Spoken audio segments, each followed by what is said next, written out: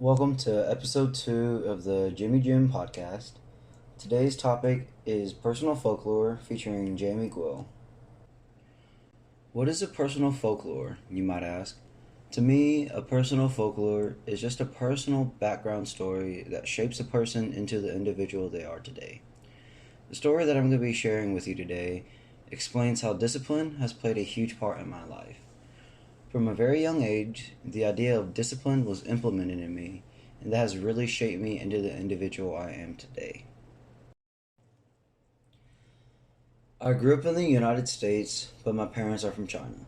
Because of this, I was raised in a household heavily influenced by Chinese culture. A big part of Chinese culture is discipline and having strict parents. I was always expected to be mindful of everything and to be on top of my studies. If I ever made a mistake, I was punished, and that usually meant a beating. Ever since I was a kid, I hated how strict my parents were. I resented being controlled by them and being forced to do things I didn't like. My family owns a restaurant, and I was forced to work there. Every time I had to work, I would always complain for ages and would always work in resentment.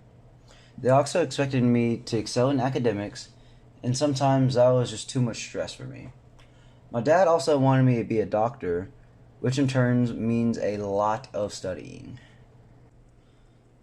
When it came to my body, they expected me to keep it in the best shape possible. When I was in elementary and middle school, my weight was on the higher end of the spectrum. Because of that, they sent me to my grandparents, and I was taken through a devilish routine over the summer. My daily schedule looked like waking up at 8 in the morning and running for an hour. We would then eat and rest up for a bit before heading to the gym. At the gym, I had to play basketball for an hour, swim for an hour, and lastly work out for an hour. We would then head back and eat our second and final meal of the day, and lastly run for another hour. I know that might sound like torture, and believe me, it was. In the beginning, I was tired mentally and physically every day. I didn't see much of a weight drop, and that really discouraged me. Despite all that, my grandparents continued to push me, and things started to look better. My weight was dropping, and I was feeling healthier. I could now swim and run for longer periods of time without having to catch my breath every few seconds. By the end of the summer, I had lost over 30 pounds, and I felt so accomplished. This was the first time in my life that I caught a glimpse of what discipline could do in my life. When I got back to my strict parents, though, the resentment of being controlled and disciplined by them hit me again. I just wanted to do things for fun and not listen to them. This all changed once I got into high school.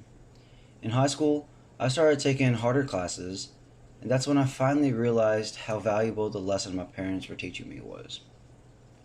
They weren't trying to control everything. They were just trying to show me how important discipline was. Working in our restaurant wasn't a form of torture.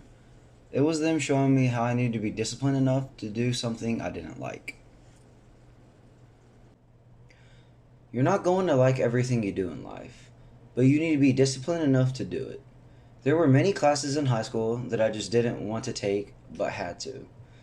The discipline that my parents taught me at a young age was the only thing that got me through those classes. Without it, my academics would have never been as good as they were, and I never would have made it to tech. Now that I'm at tech without my parents keeping me in check, discipline is the only thing that keeps me going. It keeps me going to my classes early in the morning and working out in the gym late at night. Without the discipline and work ethic that my parents taught me, I never would have been able to take care of myself and concentrate on the important things in life. This is my personal folklore of how discipline has shaped me into the individual I am today. Thank you.